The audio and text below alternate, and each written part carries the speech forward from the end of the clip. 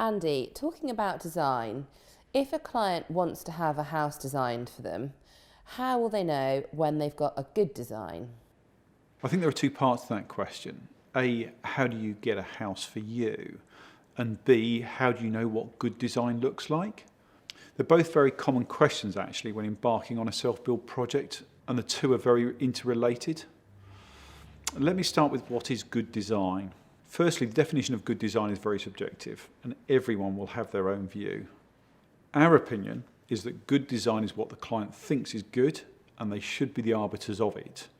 And what is good for one won't necessarily be good for another. That said, as architects and specialists in our field, it would be unfair to leave the client to design their own house. It's unlikely that they would find the best solution themselves if for no other reason they don't know what they don't know. Should you really design the client's house for them? We should design it with them. I think a lot of clients would say good design gives them everything they want from the house in a home they love the look and feel of and falls within their budget. There are lots of things you need to consider if you're going to deliver all of that for a client. There's the client's brief, which sets out the client's aspirations. It's their ideas on everything from a number of rooms, style, look and feel, and so on. And I'll talk more about that in a moment. There's budget, which unbelievably is something that we find few architects and designers seem to be willing to discuss. But you can't possibly begin to design a house if you don't understand the financial aspects of the project. Everyone has a budget, and if they don't, they almost certainly should have, because handing a designer a blank cheque is unlikely to lead to good design. There's planning policy. There are few clients who will willingly take on a planning battle because of the time and cost involved. So understanding the relevant planning policy and creating a house design that's likely to garner the support of the planning officer is part of good design. And there's planning history, which, like planning policy, is relevant to what you may or may not be able to put on a site. So a good designer needs to understand this for the client's specific plot. So you think that if a design meets the client's aspirations within their budget and designed and built in a realistic timescale, then it's a good design? I certainly think you'll meet the client's expectations, but it's unlikely that a given project will have one solution, and what a really good design team will bring to the process is using their experience and expertise to give the client something extraordinary, something that will exceed their expectations. I don't necessarily mean something quirky or outlandish or expensive, but just an extra something the client didn't expect. So how do you go about achieving that? Well, that hooks into the other aspect of your opening question, which is how clients get what they really want, because both are intrinsically linked to how well the design team listens to them and can articulate what they hear into a design.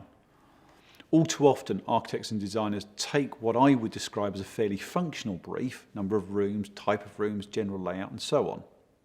But there's much more to it than that.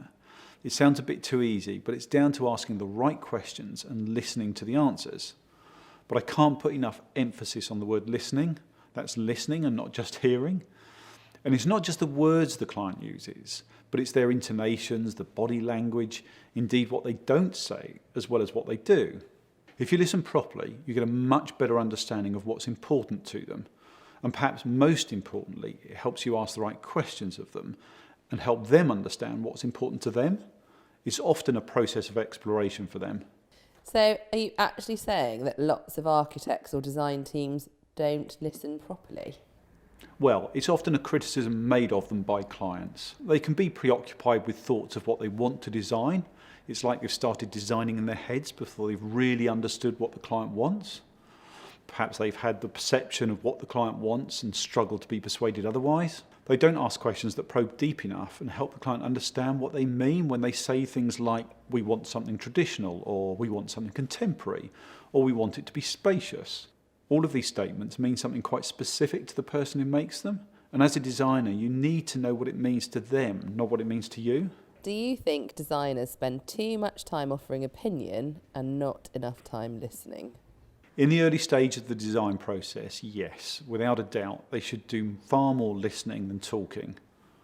Of course, I'm in danger of tarring all architects and designers with the same brush, and that's unfair, but I think it's a particular problem that faces the profession.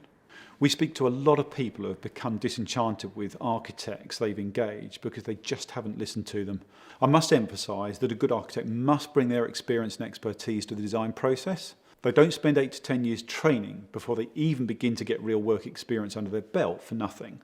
It's that expertise the client is paying for. But before you can bring the relevant expertise to bear, you must thoroughly understand what the client wants, and you can only do that by properly listening. Most people building a bespoke house are building it as a long-term house. It means you need to understand them and how they live now and in the medium and long term. So as well as understanding the functional things, number of rooms, type of rooms and so on, the architect must understand a lot more about them. Really, you go into that much detail about how people live? Definitely, it can throw up a whole array of things that could make their house ideal for them at no extra cost. It's just good design. Let me give you a simple example. If a family do a big monthly shop, let's say, with a small weekly shop for fresh food, then their food storage requirements might be quite different to a family do a modest shop every week and perhaps a couple who just grab something on the way home from work. I don't mean to sound naive, but that doesn't sound like a particularly big issue to me.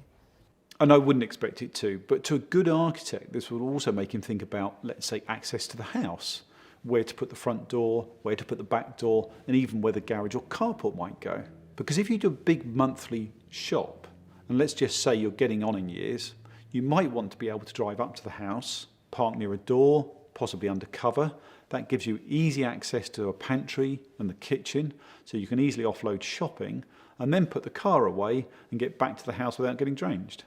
So a small thing like how I might shop could have quite a big impact on the design of my house. Absolutely, and that's part of good design. It's what can make a house a joy to live in. When you buy a house off the market, you inevitably adapt to suit it. When you build your own house, you have what is perhaps a once-in-a-lifetime opportunity to adapt it to suit you. It shouldn't cost any more to get good design than it would to get bad design. Indeed, a bad design will most likely cost you an awful lot more in the end because it can quickly lead to things like building space you don't need, or poor levels of building performance, or failed planning applications and so on. Okay, so Andy, can you just recap everything for me? A well-designed house should meet your aspirations, be buildable within your budget, and can be designed and built in a realistic timescale. It should draw on the experience of a good design team, and it should exceed your expectations.